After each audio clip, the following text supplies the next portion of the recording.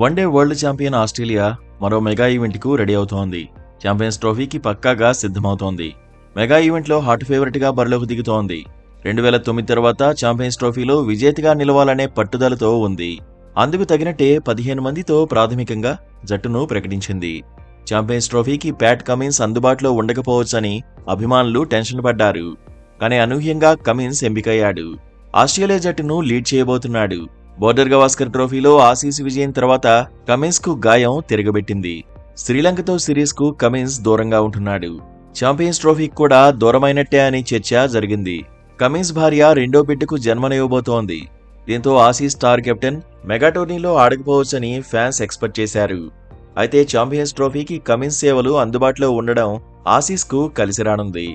Australia జట్టు balanced గా ఉంది. కొత్త ముఖాలకు సెలెక్టర్లు అవకాశమిచ్చారు. మ్యాట్ షాట్, ఆరోన్ హార్డీకి అవకాశమిచ్చారు. బిగ్ బ్యాష్ లీగులో రాణించిన నేథన్ ఎల్లిస్ కూడా జట్టులోకి వచ్చాడు.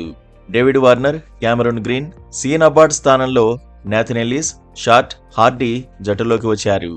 సీన్ అబార్డ్కు ఇదివరకే జట్టులో చోటు లేకుండా పోయింది. డేవిడ్ వార్నర్ అంతర్జాతీయ క్రికెట్కు రిటైర్మెంట్ ప్రకటించాడు. క్యామరూన్ గ్రీన్ వెన్నునొప్పితో ఇబ్బంది పడుతున్నాడు.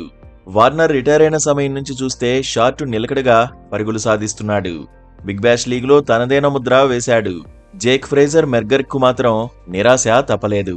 బిగ్ బ్యాష్ లీగ్లో పెద్ద స్కోర్లు చేయలేకపోయాడు. ఆల్రౌండర్లకు ఆసీస్ టీం అడ్డాగా కనిపిస్తోంది. జట్టులో Mitchell Marsh, Glenn Maxwell, Marcus Stoinis, Short, Hardie రూపంలో ఆల్రౌండర్లు ఉన్నారు. బోర్డర్ గవాస్కర్ ట్రోఫీలో మిచెల్ మార్ష్ ఆకట్టుకోలేకపోయాడు. అంచనాలకు తగినట్టుగా పరుగులు చేయలేకపోయాడు. భారత బౌలర్లకు ఈజీగా దొరికిపోయాడు. అయితే ఛాంపియన్స్ ట్రోఫీలో అయినా రాణించాలని క్రికెట్ ఆస్ట్రేలియా కోరుకుంటోంది. ఆసీస్ ఎంపిక చేసిన జట్టులో స్పెషలిస్టు స్పిన్నర్ ఆడమ్ జంపా ఒక్కడే ఉన్నాడు. ఛాంపియన్స్ ట్రోఫీలో మ్యాక్సీ ఆల్రౌండ్ సేవలు కీలకం కాబోతున్నాయి. బౌలర్గా, బ్యాటర్గా మ్యాక్స్వెల్ ఎలా రాణిస్తాడనేది ఆసక్తి రేపుతోంది. బిగ్ బ్యాష్ లీగులో మాత్రం మెరుగైన ప్రదర్శనే చేశాడు. ఆసీస్ టీంలో 3 పేసర్లు ఉన్నారు. బోర్డర్ గవాస్కర్ ట్రోఫీ మధ్యలోనే గాయంతో దూరమైన హేజ్వుడ్ వన్డే జట్టులోకి వచ్చాడు. కమిన్స్, స్టార్క్ పేసు విభాగంలో కీలకం కానున్నారు.